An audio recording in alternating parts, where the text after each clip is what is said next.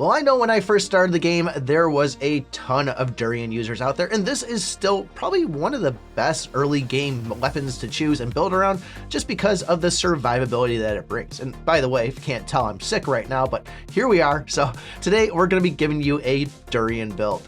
Now, the big thing that makes this thing such a good, sustainable weapon is the fact that every time we rage, we're going to be healing ourselves. And then we have the great stat there. You can see that we go and do a counterattack. We're also going to be getting a shield.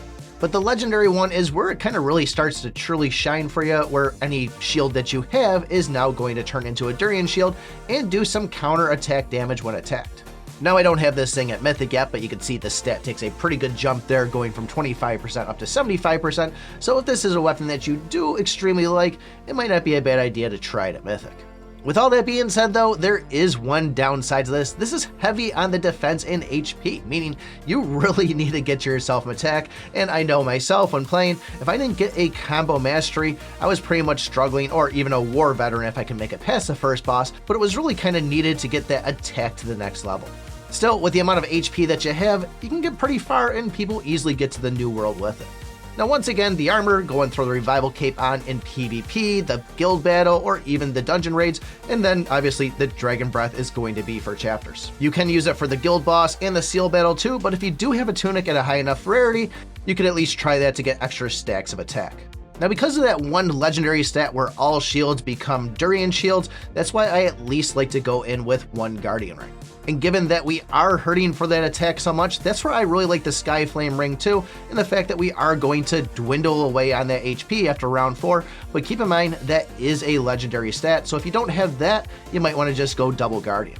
Now, if I had it, I'd go double Bloody Grails on this, but you can see we're going a Bloody Grail and a Proof of Glory, which is still perfectly fine. It does basic attacks, and this is going to be a combo counter build. Well, it's listed as counter, but really anything that's counter is going to work well with combo. So this is going to work for us, being that they are basic attacks.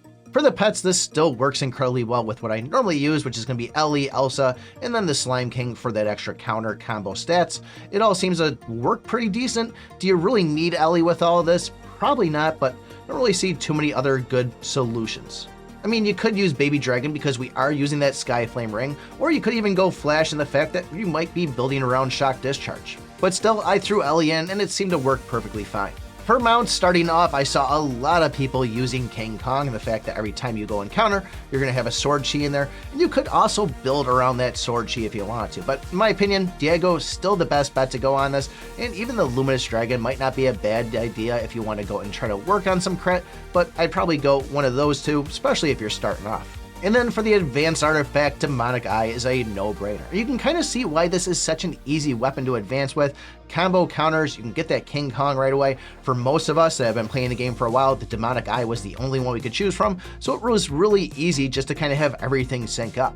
I guess if you really wanted to and you were using King Kong and working around those sword chis, you could go and get Heaven's Mark and give that a shot, but I don't know if it's really going to be working much better than the Demonic Eye.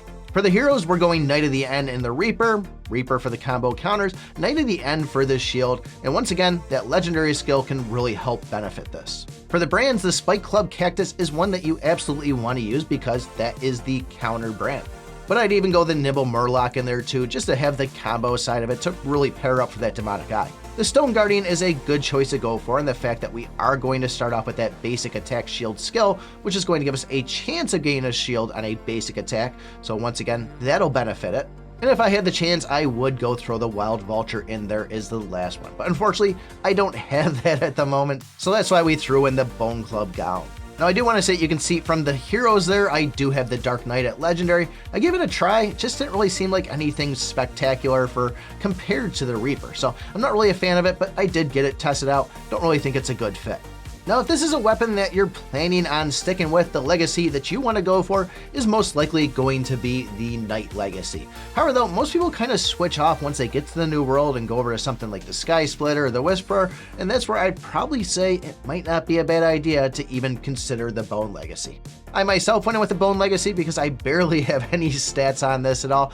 And once again, you do get the whole Sword Aura bonuses if you're using the Bone Legacy, which might be a little bit of help if you do decide to use that King Kong and the Heaven's Mark.